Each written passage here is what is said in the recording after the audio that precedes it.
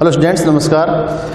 गुड्डा public senior secondary school गुड्डा गोरजी की ऑनलाइन क्लास में अपन एग्रीकल्चर के अंदर चैप्टर नंबर 6 पढ़ रहे थे, फसलोत्पादन। पिछली क्लासों में अपन ने फसलोत्पादन के अंतर्गत जो पहली प्रकार की फसल थी अनाज वाली फसलें, उसमें 2 फसल पढ़ ली थी। नंबर 1 गेहूँ, नंबर 2 जौ। आज अपन तीसरी फसल को पढ़ेंगे जो है धान, चावल। ठीक है, प्रत्येक फसल के अंदर अब जो बिंदु अपन लेकर के चलते हैं वो मैंने आपको पहली क्लास में बताया था, वही सभी बिंदु इसी फसल के अंदर भी लेकर के चलेंगे। ठीक है, तो सबसे पहले धान जो है, इसका पहली बात अपने को इसका वानस्पतिक नाम क्या है? तो इसका वानस्पतिक नाम है ओराइजा सेटाइवा। Oryza sativa. पहले नंबर पर अपन उसका किसी भी फसल का वानस्पतिक नाम लेते हैं। वानस्पतिक नाम के बाद में इसके कुल का नाम। तो धान जो है ये जिस कुल का गेहूं है उसी कुल का है। कौन से कुल का है धान? ग्रेमिनी कुल का, जिसको पोएसी कुल भी कहा जाता है। तो ये ग्रेमिनी कुल का पौधा है। ये तो हो गई इसकी वानस्पतिक नाम और कुल। उसके बाद में इसकी सामान्य जानकारी, इसका महत्व क्या है। ठीक है, धान का महत्व। तो सबसे पहली बात 1 नंबर पर, धान जो है ये विश्व में सबसे अधिक खाई जाने वाला अनाज है। इसका मतलब ये है कि अपन कह सकते हैं कि खाद्यान्न फसलों में विश्व में प्रथम स्थान है। विश्व में प्रथम स्थान किसमें है प्रथम स्थान? खाद्यान्न फसलों में। खाद्यान्न फसलों में प्रथम स्थान है। दूसरा नंबर आता है गेहूं का। उसके बाद इस धान के अंदर जो कार्बोहाइड्रेट की मात्रा है वो 65 से 78% पाई जाती है, क्योंकि अपने को अनाज से कार्बोहाइड्रेट मिलता है और इसमें धान के अंदर कार्बोहाइड्रेट वो 65 से 78% पाया जाता है। फिर बात करें इसके उपयोग की, तो धान जो है, चावल जो है, इसको साबुत ही उबाल करके और खाया जाता है। इसके अलावा इसकी खिचड़ी भी बनाई जाती है। फिर बात करें कि इस धान का जो तना है, दाना निकलने वाले नीचे का जो तना होता है, उस तने का उपयोग जो है वो कांच व मिट्टी के बने हुए जो बर्तन होते हैं उनको पैकिंग में काम में लिया जाता है। मिट्टी के बर्तनों की पैकिंग में इसको काम में लिया जाता है। ठीक है, तो ये इसके अंदर मुख्य बातें थी जो अपने को याद रखनी है। कई बार पूछा जाता है कि खाद्यान्न फसलों में प्रथम स्थान किस फसल का है, तो वो किसका है? धान का है। उसके बाद में अपन बात करते हैं इसके उत्पादक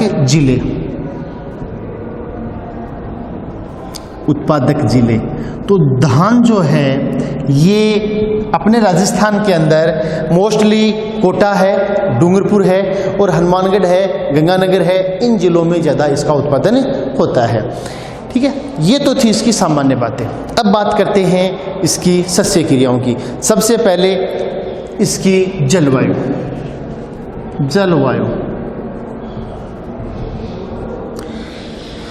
धान के लिए सबसे ज़्यादा श्रेष्ठ जलवायु मानी जाती है उष्ण और नम जलवायु।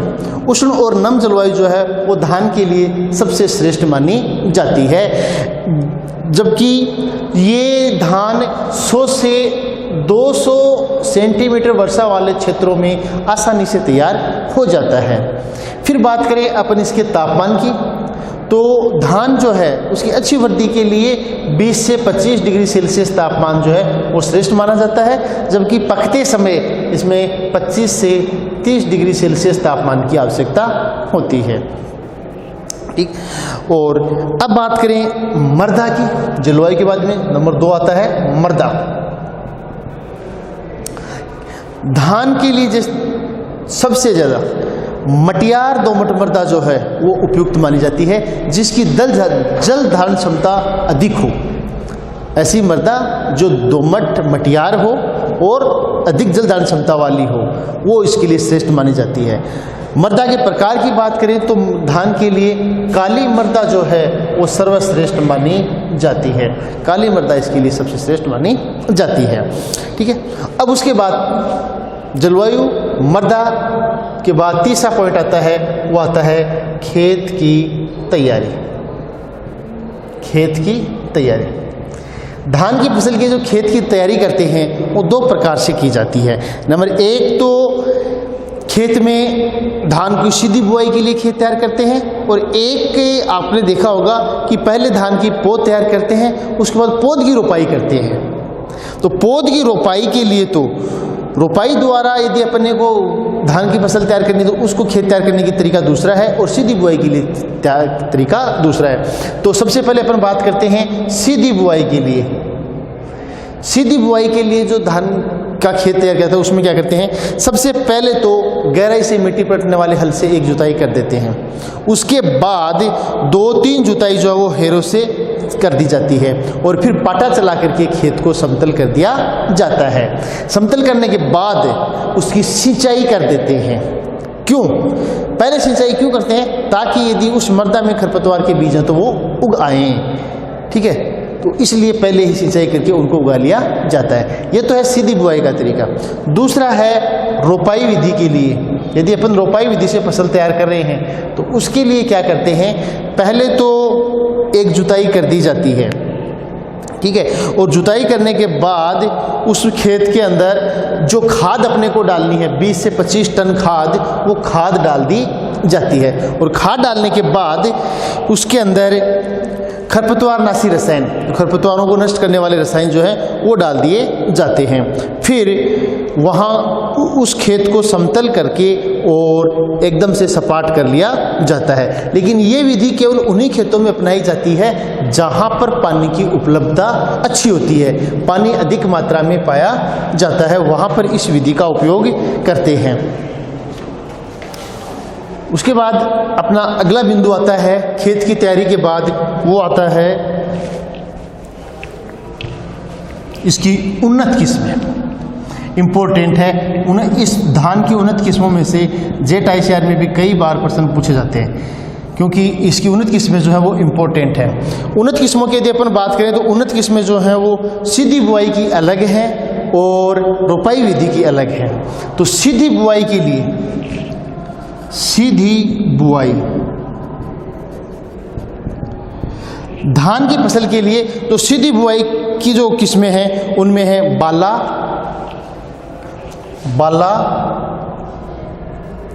पुसा टू के अलावा पुसा 3, पुसा 4, पुसा 5, ऐसे करते करते ये 11 तक है। ये तो है सीधी बुआई के लिए, धान की सीधी बुआई बाला, पुसा 2, 3, 4, 5, 6, 7, 8, 9, 10 ऐसे। और इसके अलावा रोपाई विधि से यदि अपन कर रहे हैं, रोपाई विधि से, तो ये जो उन्नत किस्में हैं ये इंपॉर्टेंट है। रोपाई विधि की जो उन्नत किस्में हैं उसमें अपने आती हैं बासमती, सुगंधा, माही, जया, रजनी। ये ऐसी फसलें हैं जो रोपाई विधि से तैयार की जाती हैं। तो इसमें जो इम्पोर्टेंट है वो सबसे ज़्यादा है बासमती। बासमती जो है, ये प्रश्न पूछा जाता है निम्न में से बासमती किस फसल की उन्नत किस्म है। तो ये बासमती किसकी है, धान की उन्नत किस्म है जो रोपाई विधि से इसकी बुआई की जाती है। बासमती है, माही है, सुगंधा है, इसके अलावा जया है, रजनी है। ये सारी धान की उन्नत किस्में हैं। ठीक है, इसी के अंदर एक और है संकर किस्में। संकर किस्म, संकर किस्मों की बात करें तो एक इंपॉर्टेंट किस्म है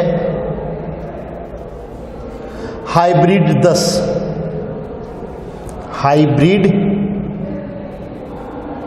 10 ये एक संकर किस्म है। ये इंपॉर्टेंट इसलिए है क्योंकि इसका विकास अपने ICR में किया गया, नई दिल्ली में इसको विकसित किया गया है। ठीक है, इसलिए इसको इंपॉर्टेंट माना जाता है।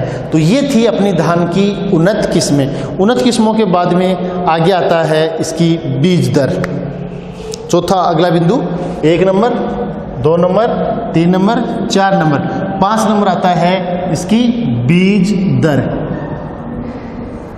प्रति हेक्टर बीज दर, बीज दर कितनी आएगी। तो बीज दर भी देखो, एक तो अपन सीधी बुआई करें और एक पौध रोपाई करें।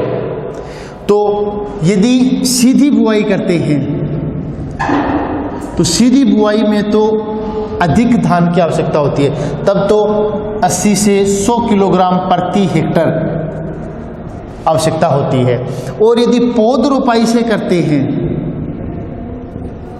तो 40 से 50 किलोग्राम प्रति हेक्टर बीजों की बुआई की जाती है। ठीक है, इतने बीजों की अपने को आवश्यकता होती है। अब बीज का काम में लेते हैं, खेत में काम में लेने से पहले उनका बीजोपचार किया जाता है। बीजोपचार मतलब बीज का उपचार कैसे करते हैं? जो टोटल बीज हैं उनको नमक के पानी के घोल में भिगो दिया जाता है, जिससे हल्के और कटे पटे बीज जो हैं वो ऊपर आ जाते हैं। उनको अलग निकाल लेते हैं और शेष रहे बीजों को बोविस्टिन रसायन से उपचारित कर लिया जाता है। ठीक है, जिससे उनमें किसी प्रकार के कवक या रोगाणु लगने की संभावना नहीं रहती है। उसके बाद में अगला बिंदु आता है छठा, बुआई का समय। बुआई का समय। तो धान किस प्रकार की फसल है? ये एक खरीफ की फसल है और खरीफ की फसल की बुआई वर्षा ऋतु में की जाती है। जैसे मानसून आता है उसी समय इसकी बुआई कर दी जाती है। मानसून का मतलब क्या है कि 15 जुलाई तक इसकी बुआई कर देते हैं, धान की बुआई। और दूसरी बात, किस प्रकार की फसल है? खरीफ की फसल है। अब इसकी बुआई जो है वो दो विधियों से करते हैं, एक तो सीधी बुआई और एक रोपाई विधि। खेत में सीधी बुआई और एक रोपाई विधि, दो विधियों से इसकी बुआई करते हैं। रोपाई सीधी विधि जो है ये भी दो प्रकार से की जाती है। एक तो खेत में छिड़क करके, जिसको छिटकवा विधि कहते हैं, और एक हल के द्वारा बुआई, सीड ड्रिल मशीन के द्वारा बुआई करके उसको सीधी बुआई कहता है। दूसरी रोपाई विधि में क्या होता है? पहले खेत में नर्सरी तैयार करते हैं और नर्सरी तैयार करने के बाद में पौध उखाड़ करके और फिर उसको खेत में लगाया जाता है, वो है रोपाई विधि के अंतर्गत। उसके बाद में अगला बिंदु आता है कि अपने खेत के अंदर जो अपन फसल बो रहे हैं वहाँ पर अपन जो नर्सरी तैयार करते हैं, इसमें रोपाई के लिए जो नर्सरी तैयार करते हैं उसकी कितनी विधियां हैं? तो ये एक अलग से इम्पोर्टेंट क्वेश्चन है, नर्सरी की विधियां।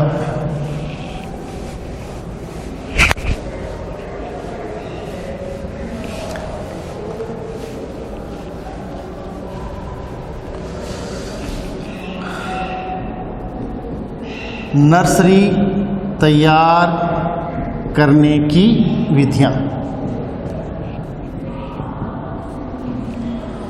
तो खेत में नर्सरी तैयार करने की 3 विधि हैं।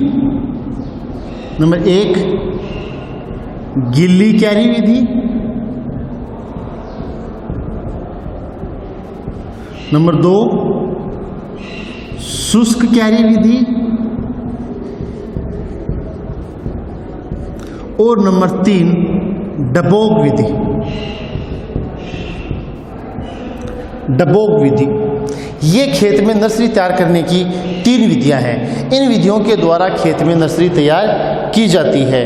ठीक है, तो इसमें गिल्ली क्यारी विधि में क्या होता है? पहले क्यारी में पानी भर दिया जाता है, खेत में क्यारी तैयार करके उसमें पानी भर के फिर उसमें बीजों को डाला जाता है। शुष्क क्यारी विधि में क्या है? क्यारी तैयार करने के बाद में बीजों को पहले डाल करके उसके बाद में उनको पानी से भरा जाता है। और डबोग विधि अपने आप में अलग है। पहली बात तो ये कहाँ विकसित की गई? तो ये विधि जो है वो मनीला फिलीपींस में विकसित की गई विधि है। और इस विधि के अंदर क्या करते हैं कि खेत की आवश्यकता नहीं होती है। सबसे इम्पोर्टेंट बात, डबोक विधि के अंदर खेत की आवश्यकता नहीं होती है।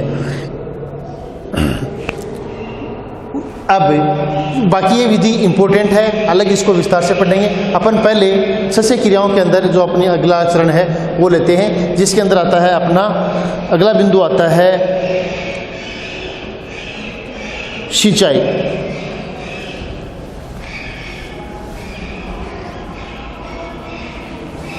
सिंचाई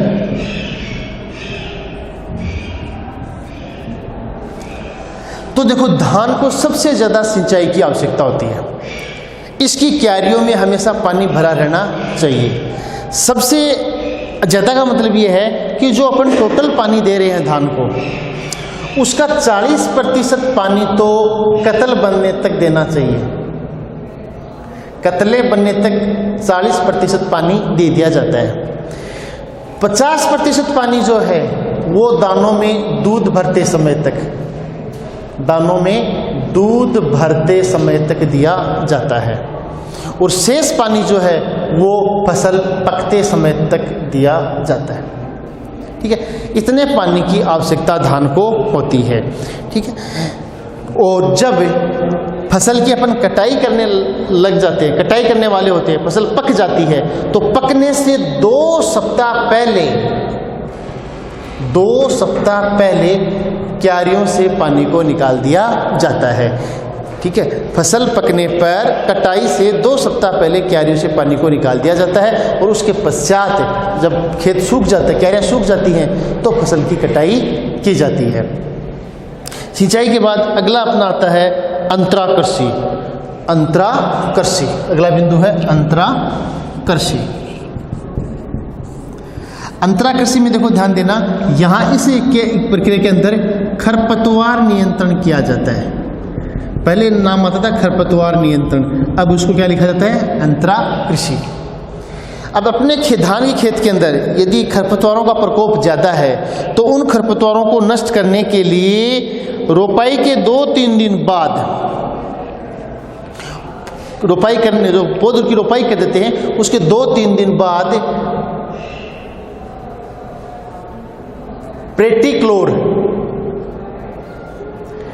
प्रेटिक्लोर रसायन का, खरपतवारी नाशी रसायन जो है उसका छिड़काव करना चाहिए। उसके बाद में आता है पादप संरक्षण। अंतराकृषि के बाद में अगला बिंदु आता है पादप संरक्षण। पादप संरक्षण के अंतर्गत प्राकृतिक आपदाओं से तथा रोग और कीटों से बचाव किया जाता है। कीटों का बचाव किया जाता है, कीटों से बचाव, कीट व उनका नियंत्रण, ये पादप संरक्षण के अंतर्गत आता है। तो धान के ऊपर लगने वाले प्रमुख कीट होते हैं, फुदका है, तनाछेदक कीट है। ठीक है, ये प्रमुख इसके कीट होते हैं। कौन कौन से? फुदका, तनाछेदक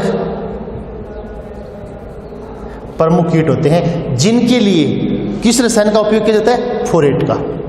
इनके नियंत्रण के लिए फोरेट रसायन का उपयोग किया जाता है। ठीक है, ये थे प्रमुख कीट। उसके बाद में अगला बिंदु आता है प्रमुख रोग। धान के प्रमुख रोग व उनका नियंत्रण, रोग व उनका नियंत्रण। सबसे पहला इंपॉर्टेंट रोग है वो खेरा रोग है। खेरा रोग ये धान का इंपॉर्टेंट रोग है। खेरा रोग जो है ये जस्ते की कमी से होता है, जिंक की कमी से होता है, जस्ते की कमी से। ठीक है, इसको जिंक भी लिख सकते हैं। ठीक है, इस रोग के बचाव के लिए और जिंक सल्फेट का उपयोग किया जाता है। ये धान का प्रमुख रोग है, जो कई बार जेट ICAR के एग्जाम में पूछा जाता है कि निम्न में से धान का प्रमुख रोग है, तो वो रोग है खेरा रोग। ठीक है, दूसरा है जीवाणु अंगमारी रोग। जीवाणु अंगमारी रोग, जीवाणु अंगमारी रोग ये भी धान में पाया जाता है, और इस धान के बचाव के लिए स्ट्रेप्टोसाइक्लिन रसायन का उपयोग करते हैं। स्ट्रेप्टोसाइक्लिन रसायन का उपयोग किया जाता है। स्ट्रेप्टोसाइक्लिन रसायन जो है वो जीवाणु अंगमारी रोग के लिए करते हैं। ठीक है, उसके बाद में आता है अगला बिंदु कटाई व मड़ाई। कटाई व मड़ाई, तो पहली बात तो धान की कटाई। धान की जो कटाई है वो जब पौधे पीले रंग के हो जाते हैं, इसका मतलब वह पक गया है, पीले भूरे रंग के होते हैं। देखो, एक तो पीला रंग फसल का नाइट्रोजन की कमी से होता है और एक पीला भूरा रंग फसल पकने वाली होती है तब होता है। तो जब फसल पकने वाली होती है तब पौधों का रंग है वो पीला भूरा हो जाता है। दूसरी बात, जैसे ही फसल पकने वाली होती है, मतलब काटने का समय नज़दीक आ गया है, तो उससे 2 सप्ताह पहले क्यारियों से पानी निकाल दिया जाता है। पानी निकालने के पश्चात जब खेत सूख जाते हैं तो कटाई कर ली जाती है। उसके बाद कटाई के बाद में क्या कहते हैं? मड़ाई। मड़ाई का मतलब क्या है? मड़ाई का मतलब है उन पौधों से दानों को अलग करना। तो धान के पौधे जब सूख जाते हैं तो डंडों से पीट करके और उसमें से दाने बाहर निकाल लिया जाता है। या फिर आजकल तो क्या है, डंडों से पीटने के बजाय आजकल तो थ्रेसर से भी धान की फसल है उससे अनाज को अलग कर लिया जाता है। ठीक है। धान के दानों में जब 14% नमी रहती है तब तक इसको सुखाया जाता है। और फिर जैसे ही अपन धान को अलग कर लेते हैं तो उसके ऊपर छिलका चिपका रहता है। खाने के काम में लेते हैं उससे पहले उस छिलके को अलग किया जाता है। तो धान के जो दाने होते हैं उनके अंदर जब अपन उसकी कुटाई करते हैं तो कुटाई करने पर चावल अलग हो जाता है और छिलका अलग हो जाता है। चावल अलग, छिलका अलग, तो उनका अनुपात होता है 2:1। 2 भाग चावल होते हैं और 1 भाग छिलका रहता है। ठीक है। तो ये भी कई बार प्रश्न पूछ लेते हैं कि चावल निकालने पर, धान से चावल निकालते हैं तो चावल व छिलकों का अनुपात कितना रहता है? तो चावल और छिलकों का अनुपात कितना रहता है? 2:1 रहता है। और लास्ट बिंदु अपना आता है उपज। उपज तो धान की जो उपज है वो सिंचित क्षेत्रों में तो होती है 50 से 60 क्विंटल प्रति हेक्टर। सिंचित क्षेत्रों में ध्यान देना, जहाँ पर पानी ज़्यादा रहता है वहाँ तो 50 से 60 क्विंटल प्रति हेक्टर इसकी उपज होती है। और असिंचित क्षेत्र जो है जहाँ पर पानी की कमी होती है वहाँ पर 40 से 45 क्विंटल प्रति हेक्टर धान की उपज होती है। तो ये थे धान के प्रमुख बिंदु। आज इतना ही। Thank you. Have a nice day.